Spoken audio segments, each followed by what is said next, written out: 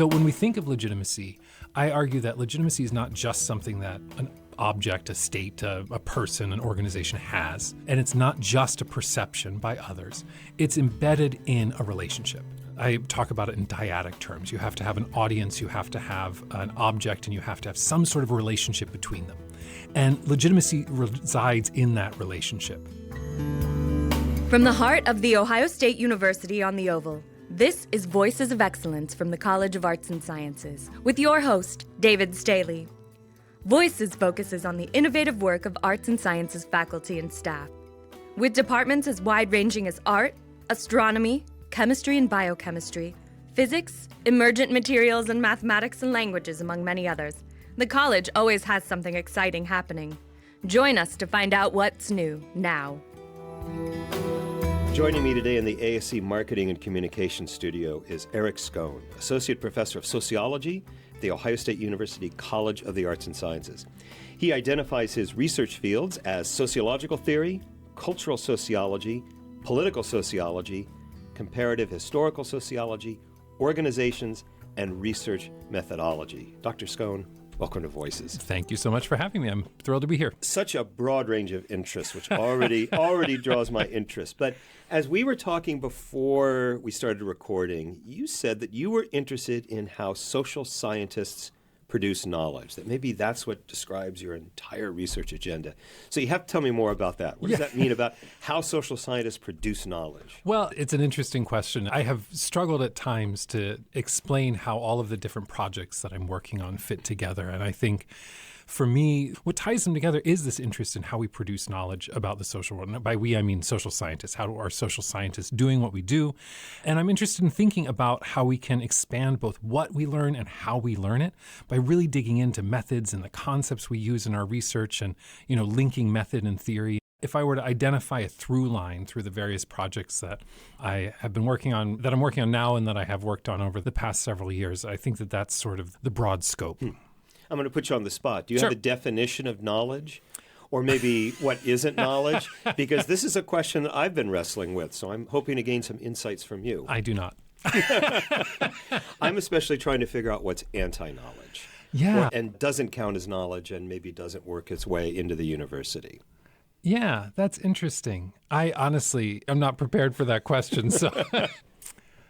Gosh, what is knowledge? I suppose the way that I have been thinking about knowledge is the information and ideas that we generate through our research, the understanding of the social world. Your question, though, and this is something, when I think about how do we develop concepts, and this is something that I teach in our graduate research methods class, how do we develop concepts? Do we define them? We operationalize them, kind of move through these processes.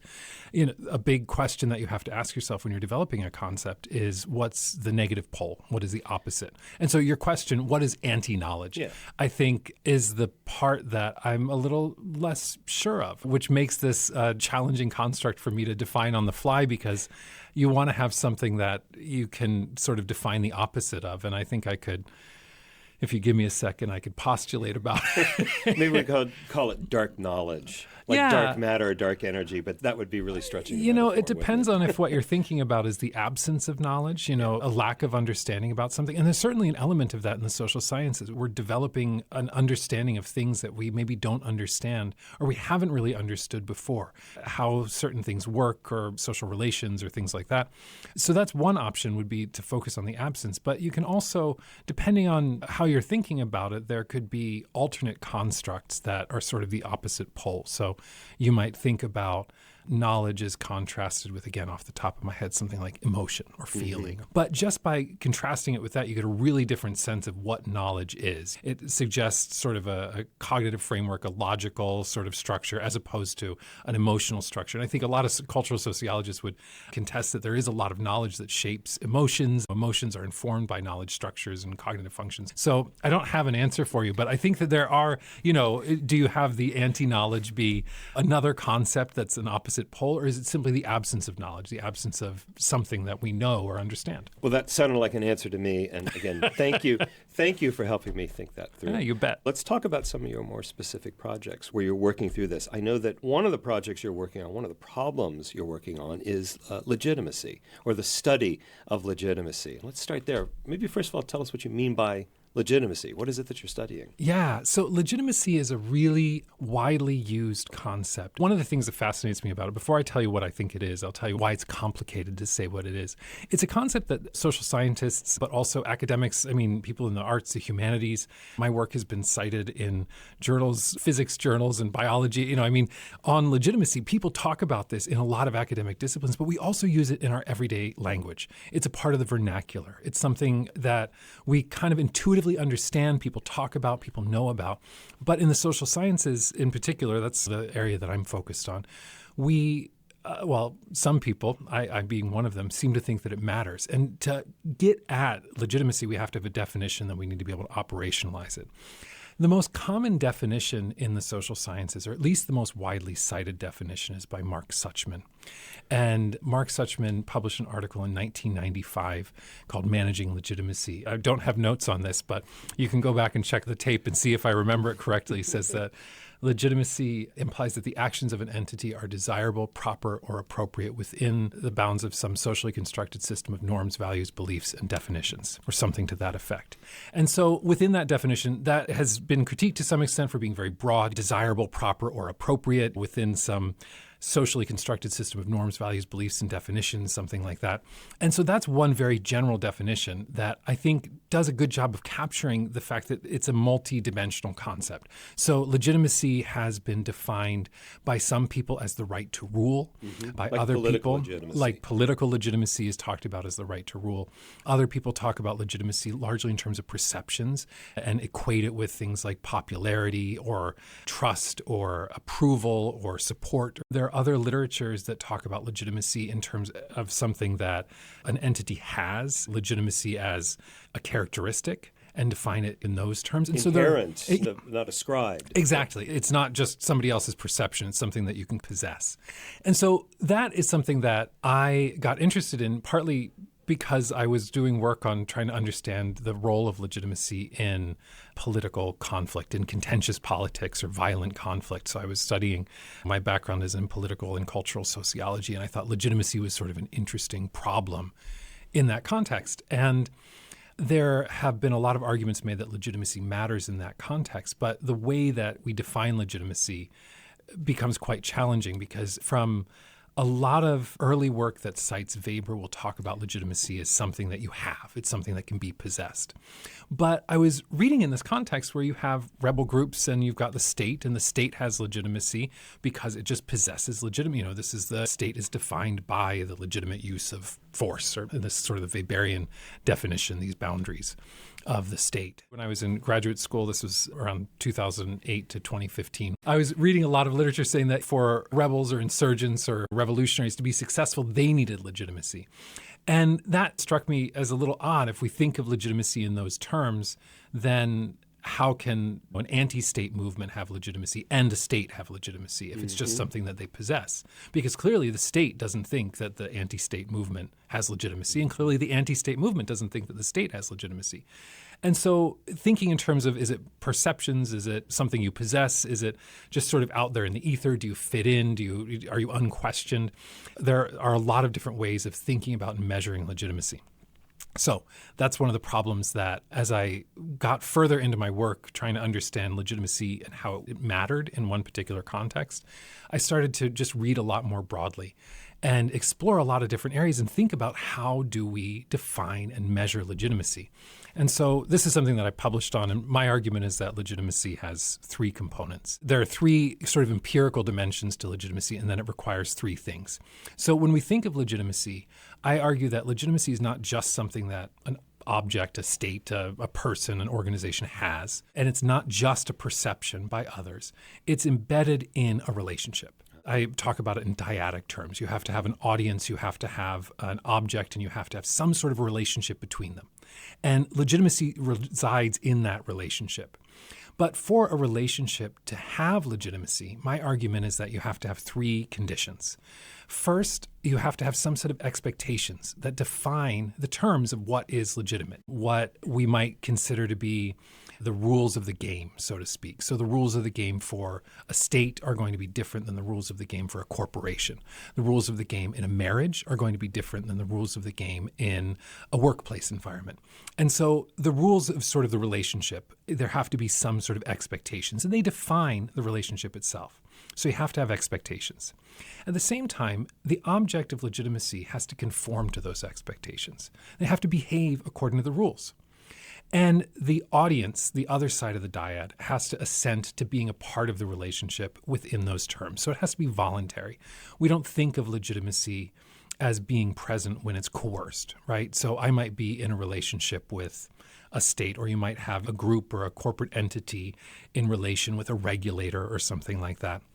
If they're being coerced to be a part of that relationship, we tend not to think of that as legitimacy. And so there has to be some voluntary element to it. There has to be assent. I published an article a few years ago. Is that legitimacy, I think, is most productively understood in terms of relationships. And within those relationships, for there to be legitimacy, you have to have expectations, assent, and conformity. How did you come to this conclusion? In other words, what was your methodology? Is this observational? Is this theoretical? Is it a combination? It started out observational and theoretical to some extent, just trying to think these things through. And then I realized I probably need to be a little bit more systematic and rigorous about this. So actually what I did was I used annual review articles. And I went through annual review articles in 7 fields in the social and behavioral sciences. And I looked at how they define legitimacy and what definitions. And depending on the article, they ranged from 1 to 7 different definitions of legitimacy that they talked about. And they often would present synthetic definitions of legitimacy. And I liked that approach. So then I compared how do these different disparate approaches, psychology, sociology, social psychology, political science, organizations and management studies, these different fields, how are they thinking about legitimacy? And is there anything that they all have in common? And so I focused on the commonalities. What are sort of the points of agreement in how we think about legitimacy? And so my framework emerged from those points of agreement. So you and a co-author published a book recently, Regression Inside Out. Yes. And so I'm very interested to know more about this. So you were studying linear regression analysis, or at least an approach to this. Tell us about the book, first of all, Regression Inside Out. Well, so Regression Inside Out was published with 2 co-authors, Dave Melamed and Ron Breiger. I want to make sure to be clear, Regression Inside Out has been pioneered by Ron Breiger. So Ron was my mentor in grad school, my advisor, and Dave Melamed, who is a colleague here at OSU, also happened to be Ron Breiger's research assistant with me. We were in grad school together and we're working together.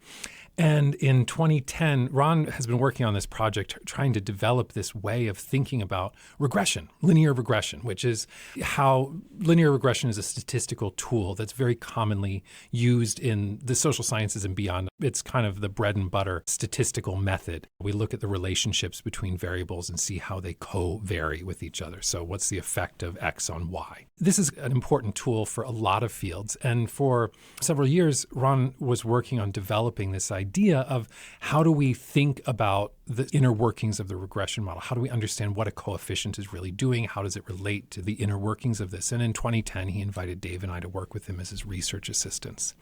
So over the next decade or so, we were working on different papers and projects related to these ideas. And ultimately, Regression Inside Out, the book itself is an introduction to this way of thinking about statistical analysis, of thinking about linear regression.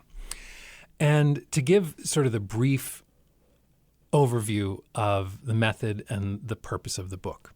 In broad terms, when we think about a regression analysis, we're thinking about the relationship between variables. So we might think of a variable like age or gender or income or something like that.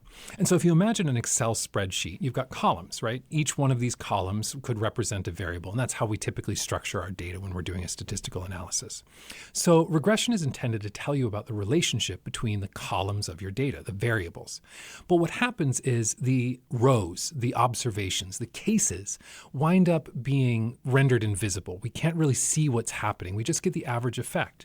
And If you are conducting a regression analysis meeting all of the assumptions of the regression model, you've sampled appropriately, you've got a representative sample of a known population, you've got appropriate distributions, independence of errors, you meet all these assumptions, then every observation should be what's called exchangeable or essentially interchangeable. It doesn't really matter when we're running a regression to try to understand what predicts voter turnout or something like that. It doesn't matter if I'm in the survey or if you're in the survey or if anybody here at Ohio State is even in the survey. What matters is how it was sampled. And essentially, all of those observations are exchangeable. But we use regression to study a lot of things that are not necessarily exchangeable. For instance, people use regression to study patterns in countries or organizations or other entities where we might think of these things. We can look at them from a distributional standpoint. We can look at how variables operate within those contexts. But if you're studying social movements and you have a data set that has the NAACP and the Ku Klux Klan, the regression model treats those as completely exchangeable. But substantively, they might be quite different. Or similarly, if we've got a regression model looking at the determinants of poverty in countries around the world, the United States is not exchangeable with Papua New Guinea, substantively. We don't think of those as being just interchangeable units. And so regression doesn't really allow you to look at the cases as a whole. We've got a lot of great diagnostic methods that allow you to look for problematic cases. But in a lot of contexts, what we want to understand through the variables is the cases themselves. We run a regression about a country. We want to understand something about countries. Right. And we're interested in the cases. So what Regression Inside Out does is it allows you to see what each case or what each observation, a case can be one observation, it can be multiple observations, so multiple rows of the data set, what each one is doing or how it's contributing to the regression coefficient and the variance in the model. And what that allows you to do is to actually dig down into what are the cases themselves doing and how do they affect the shape of the model? How do they affect our findings? Is the United States really behaving in a similar way to Papua New Guinea, or is it doing something really different? And so in the book, we outline a number of results where we show that in some cases you wind up with very different patterns. You're looking at a group of countries and you find that these 5 countries are doing one thing and these 5 countries are doing another thing. And they average to what we get from the regression coefficient. But in fact, there are different processes at play, and you can start to dig into that more substantively. And so the idea is you take the regression model, you turn it inside out so that you can see what's happening on the inside. How's this been received by social scientists and others? Well, I mean, it came out, 8 months ago or so. So far, we've gotten positive feedback. I don't think that there have been any reviews published at this point, but we got really great blurbs on the back. So, well, you're not suggesting in the book that somehow there's a deficit here, that regression analysis has problems to it. You're not making that sort of claim. No, if anything, the entire method depends on regression. The idea is that you run the regression. Regression Inside Out gives you a tool for better understanding what's happening inside the regression model. But you have to start with regression. So we're clearly committed to the value of regression modeling. But what the book is doing, what it's showing how to do, is to go beyond sort of the conventional interpretation. The way we frame it is that we expand what you can learn from a regression model by rethinking how we learn from regression models. Very interesting. I want to ask you about the work you've done with ethnographers in Turkey. And we have to set this up, I think, because you were supposed to be one of those researchers in Turkey. Tell us about how you came to this line of research. Yeah, this has been a really exciting project. So in 2019, my wife, Danielle Schoon, is an ethnographer who did all of her fieldwork in Turkey. And I have published on Turkey. I did research on the Kurdish conflict in Turkey. And we had been planning to do a project together. And so in 2019, we went back to Turkey. We did some preliminary fieldwork. We were going to develop this project. And the plan was to go back in the summer of 2020 and continue the project. COVID-19 made travel not that feasible.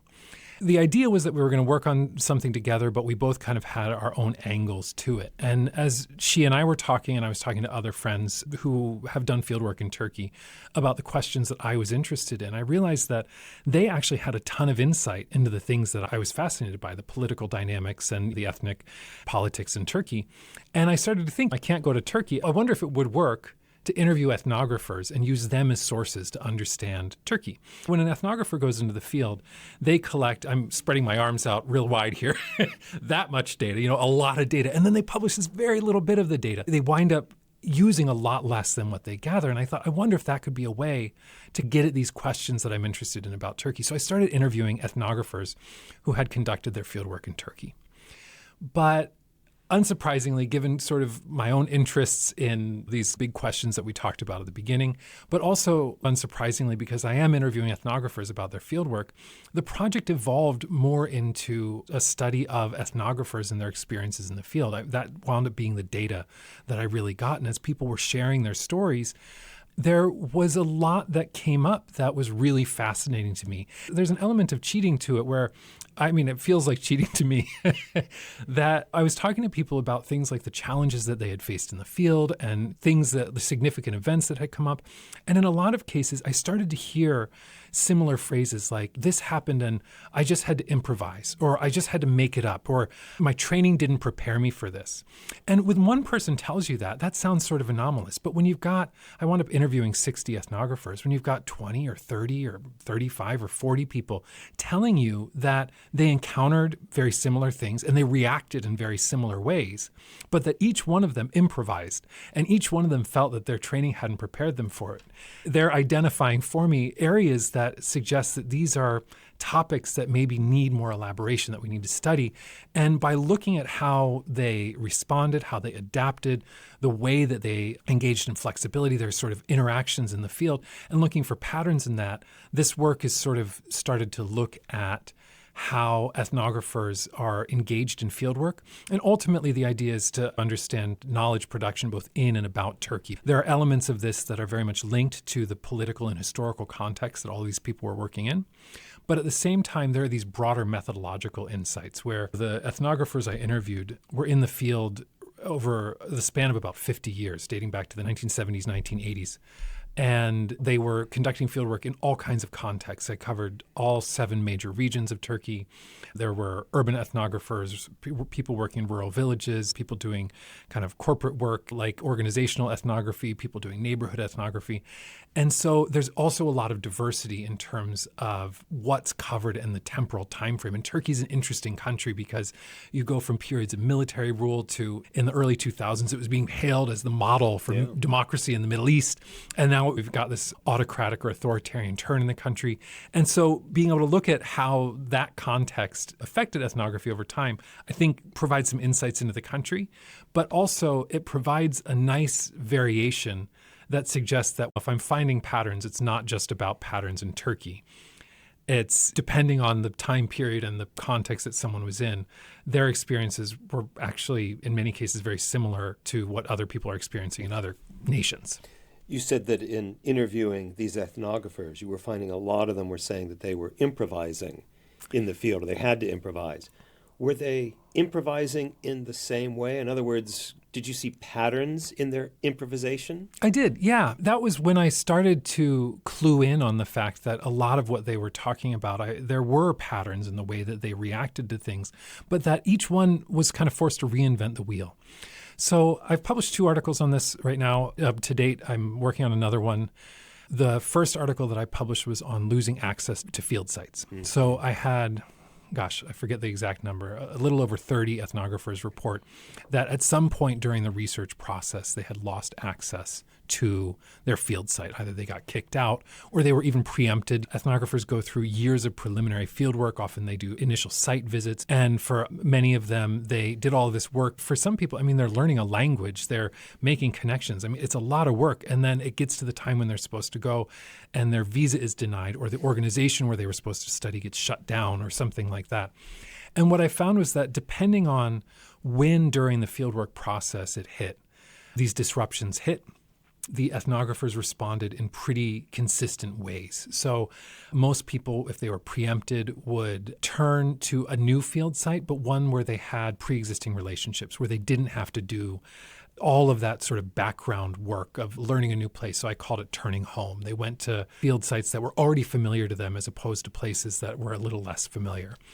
People who had their fieldwork disrupted in the middle once they had started data collection or shortly after they had started data collection tended to pivot, shifting the project, often shifting their research questions, things like that, but really staying in the same place because at a certain point with funding and connections and things, the geographical stability mattered a great deal. And so they would kind of pivot to a new project and start asking different questions or focusing on a different population. And then the third group of people, if they were really deeply into their data collection, so the people who were able to pivot were pretty early. They were in the field, feet on the ground in the place, but they hadn't really dug deep into their original data collection yet. But there was another group of people where they lost access to their field site after they had already collected a lot of data. They had really been there for a while, and then suddenly they got cut off. And what they did was, I called it following. They followed the people from the site, or they switched methods in some way. So, for instance, one ethnographer actually literally followed the people from their research site because the neighborhood got demolished and everybody got kicked out. And so instead of doing a neighborhood ethnography, they wound up going and maintaining the same connections but following those people around the city. Another person was unable to continue their access to a work environment, and so they started to shift to an online ethnography and switch to new methods so that they could continue to follow through with their data, but using different methods. And so I thought that this was interesting. And it makes intuitive sense. Depending on how far in you are, you wind up responding differently. You adapt by going someplace familiar because in a lot of cases, there are institutional constraints. Ethnographers can't just decide, well, I'm going to go take another couple of years because we have time to graduation or time to tenure or all of these academic issues that come up. And so they have to adapt quickly. And they do that by going someplace with a lower cost of entry. Or similarly, if they're already there and they have constraints of like they got a grant, they've been funded, they have, in a lot of cases, to go for foreign researchers, you have to have an institutional affiliation. So you're locked in some ways. And so there are these structural constraints that were shaping the way that ethnographers responded to these disruptions. And those constraints were consistent enough across people's experiences that it resulted in very similar adaptations. But each ethnographer felt like they were adapting on their own, that they were working on the fly, but they were doing it in ways that were very similar to other people, even in different places and times. I'm curious to know why you're a sociologist. Did you know since the time you were a kid that you were going to study sociology? Did sociology come late? What was your journey? Well, I mean, it depends on how late you're going to define late. So I, as an undergrad, went to college as a viola performance major. So I played the viola. Is that so? And I did my undergraduate degree I have a Bachelor of Music in Viola Performance.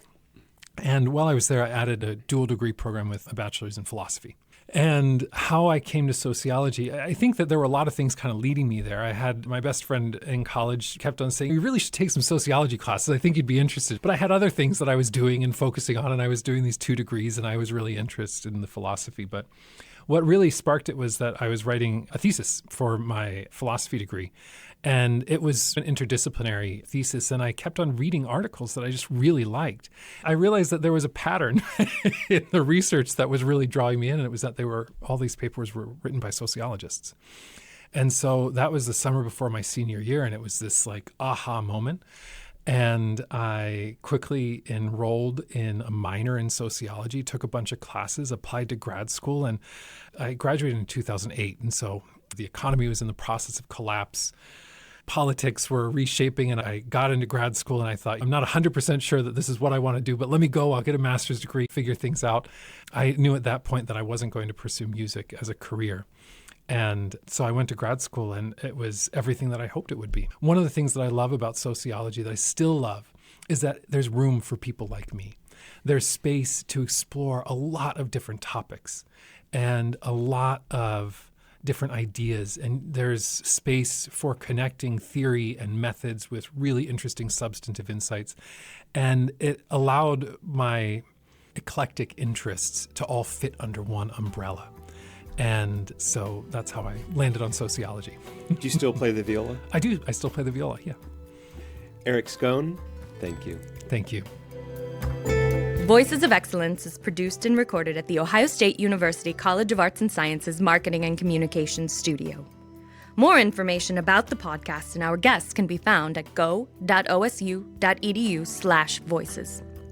Voices of Excellence is produced by Doug Dangler. I'm Jen Farmer.